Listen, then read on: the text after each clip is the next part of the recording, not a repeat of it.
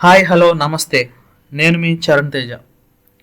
గోధ్రా అల్లర్లు లేదా 2022 గుజరాత్ అల్లర్లు భారతదేశ ఆధునిక చరిత్రలో అత్యంత ఘోరమైన మత ఘర్షణలలో ఒకటిగా పరిగణించబడతాయి.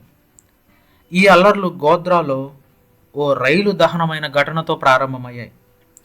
ఇది తీవ్ర హింస, విధ్వంసం మరియు నష్టాన్ని కలిగించింది. ఈ అల్లర్ల ప్రభావం కేవలం గుజరాత్ రాష్ట్రానికే కాకుండా మొత్తం దేశ రాజకీయ మరియు సామాజిక వాతావరణంపై తీవ్ర ప్రభావాన్ని చూపించింది. భారతదేశ పశ్చిమాన ఉన్న గుజరాత్ రాష్ట్రంలో హిందూ ముస్లిం వర్గాల మధ్య గతంలో కొన్ని మతపరమైన ఉద్రిక్తలు చోటు చేసుకున్నాయి. అయితే 2022 ఫిబ్రవరి 27న జరిగిన సంఘటన ఈ ఉద్రిక్తతలను మరింత పెంచింది. సబర్మతి ఎక్స్ప్రెస్ రైలు అయోధ్య నుండి తిరిగి వస్తున్న హిందూ యాత్రికులతో కలిసి గోధ్రా రైల్వే స్టేషన్ సమీపంలో తగలబడింది. ఈ రైల్లో కార్ సేవకులు ఉండడంతో 59 మంది దురదృష్టవశాత్తు ప్రాణాలు కోల్పోయారు. ఈ ఘటన దేశవ్యాప్తంగా విషాదాన్ని మరియు ఆగ్రహాన్ని రేకెత్తించింది. ముఖ్యంగా హిందూ సమాజం ఈ ఘటనను తీవ్రంగా తీసుకుంది.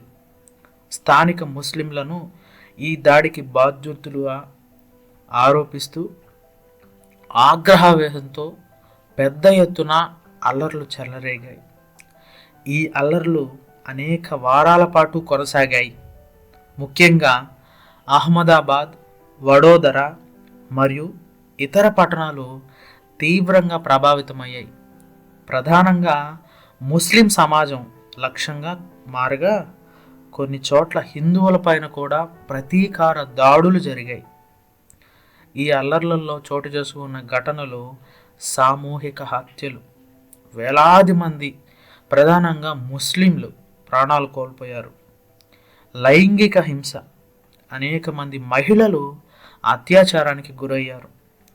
ఆస్తి నష్టం, ఇళ్లను, వ్యాపారస్తులను, మతపరమైన ప్రదేశాలను ధ్వంసం చేశారు.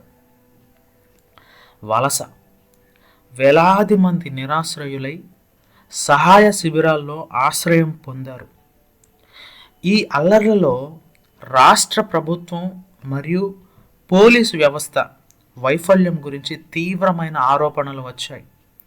ప్రభుత్వం అల్లర్లను అదుపు చేయడంలో విఫలమైందని, కొన్ని సందర్భాల్లో పోలీసు వ్యవస్థ నిష్కృష్యంగా వ్యవహరించిందని విమర్శలు వస్తాయి. ఈ ఘటనలపై పలు విచారణలు జరిగాయి. నానావతి మేతా కమిషన్, గుజరాత్ ప్రభుత్వం ఏర్పాటు చేసిన విచారణ కమిషన్ ఇది రాష్ట్ర అధికారులని నిర్దోషులుగా ప్రకటించింది. సుప్రీంకోర్టు ప్రత్యేక దర్యాప్తు బృందం సిట్ హింసలో తీవ్రమైన లోపాలు ఉన్నాయని కనుగొన్నప్పటికీ ముఖ్య నాయకత్వాన్ని నేరపూరితంగా సంబంధితంగా ప్రకటించలేదు. కొన్ని రాజకీయ నేతలు, సామాజిక కార్యకర్తలు అరెస్టు చేయబడ్డారు లేదా విడుదల చేయబడ్డారు. గోధ్రా అల్లర్లు భారతదేశ రాజకీయ వ్యవస్థపై కూడా విపరీతమైన ప్రభావాన్ని చూపిస్తాయి. అల్లర్ల సమయంలో గుజరాత్ ముఖ్యమంత్రి నరేంద్ర మోదీ తీవ్ర విమర్శలకు గురయ్యారు. అయినప్పటికీ అతనికి బలమైన రాజకీయ మద్దతు లభించింది. 2022 అల్లర్లు భారతదేశ ఎన్నికలలో ప్రధాన చర్చనీయాంశంగా మారాయి. ఈ అల్లర్ల కారణంగా సామాజిక వ్యవస్థ భారీ నష్టాన్ని చవిచూసింది. మత సంఘర్షణలు పెరిగాయి. హిందూ మరియు ముస్లిం వర్గాల మధ్య నమ్మకం దెబ్బతింది. ఆర్థిక నష్టం, ముఖ్యంగా ముస్లిం వ్యాపారాలు, పరిశ్రమలు తీవ్ర నష్టాలను చవిచూశాయి. మానవీయ సంక్షోభం, వేలాది మంది నిరాశ్రయులై సహాయ శిబిరాల్లో నివసించాల్సి వచ్చింది. ఈ అల్లర్లను అంతర్జాతీయ సమాజం తీవ్రంగా ఖండించింది. Amnesty International, Human Rights Watch వంటి సంస్థలు భారత ప్రభుత్వ తీరుపై తీవ్రమైన విమర్శలు చేశాయి. కొన్ని దేశాలు సంబంధిత అధికారులకు వీసాలు కూడా నిరాకరించాయి.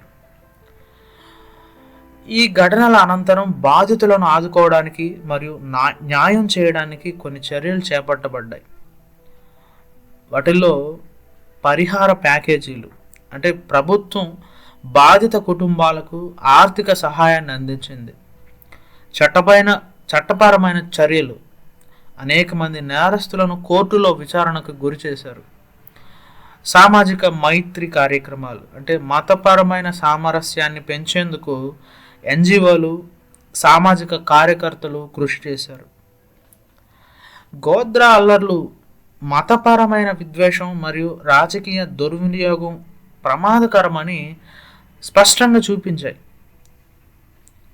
దీని నుంచి మనం కొన్ని ముఖ్యమైన పాఠాలు నేర్చుకోవచ్చు. ఏంటంటే, అధికారులు అనుసరించాల్సిన నిష్పాక్షిక విధానాలు, నాయకులు సంక్షోభ సమయంలో బాధ్యతగా వ్యవహరించాలి, సమాజంలో మత సమగ్రతను పెంపొందించాలి.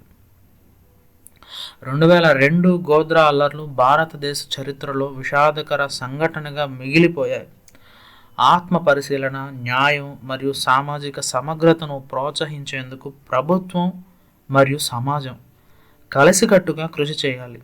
ఇటువంటి ఘోరమైన ఘటనలు పునరావృతం కాకుండా ఉండేందుకు చట్టాలను మరింత బలోపేతం చేయాల్సిన అవసరం కూడా ఉంది.